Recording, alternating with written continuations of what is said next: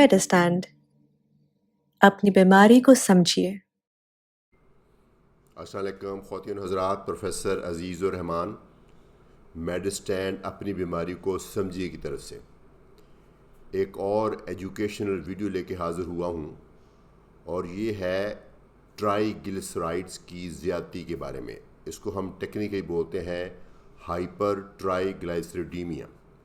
जी, अगर lifestyle changes से triglycerides आपके ठीक ना हों तो फिर आपको मेडिकेशन की ज़रूरत होती है। ऑफ कोर्स ये कब टेक्निकल कंपोनेंट आ गया, इसके लिए तो ज़रूरी है कि आप अपने फिजिशियन से मिलें और वो आपका जो पैटर्न देखेगा, आपकी ओवरऑल बाकी बीमारियों को देखेगा, फिर देखेगा कि कौन सी दवाई और किस डोज में आपको मिलनी चाहिए। लेकिन थोड़ी सी जनरल इन्फॉर्मेशन के लिए, क्योंकि ये मेरी उर्दू की वीडियोस कुछ डॉक्टर भी देखते हैं, एक तो है फाइब्रेट्स, एक दवाइयों की क्लास है फाइब्रेट्स बोलते हैं, जिसमें जेम फाइब्रोजिल और फेनोफाइब्रेट हैं।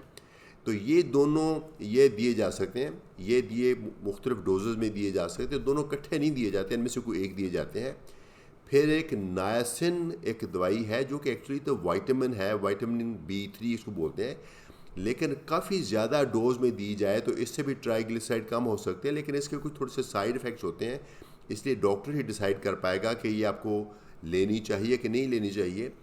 एक है ओमेगा 3 फैटी एसिड्स। नो, ये भी काफ़ी लोग लेते हैं। ओमेगा 3 फैटी एसिड जो है वो फैटी एसिड्स ही हैं, वो एक किस्म की हेल्दी टाइप ऑफ फैट्स हैं। ये pharmaceutical grade omega 3 fatty acid tablet की सूरत में मिल सकते हैं।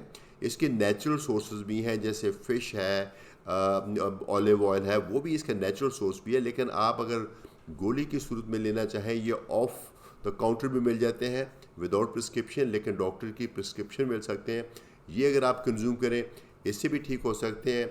और एक क्लास है दवाइयों की स्टैटिन्स, वो आमतौर पे कोलेस्ट्रोल के लिए यूज़ होती है।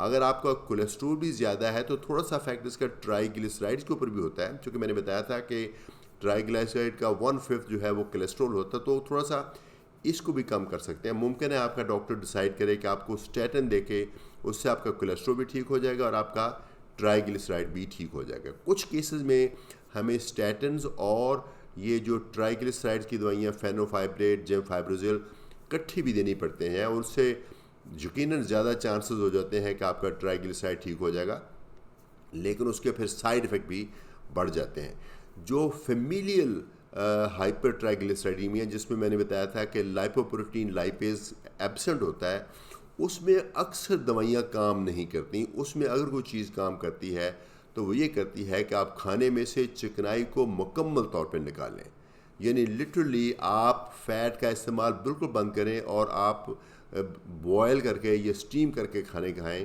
तो फिर आपका ट्राइग्लिसराइड ठीक होगा। ये उन लोगों के लिए है जिनका 1000 से ज़्यादा हो और जिनको पेंक्रियाटाइटिस हो चुका हो।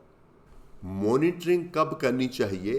तो जब आप एक लाइफस्टाइल चेंजेस आपने अडॉप्ट कर ली हैं, या अगर आपको मेडिकेशन दी गई है तो वो आपने मेडिकेशन स्टार्ट कर ली है, तो मेरे ख्याल में 3 के महीने के बाद आपको दोबारा से टेस्ट कराना चाहिए।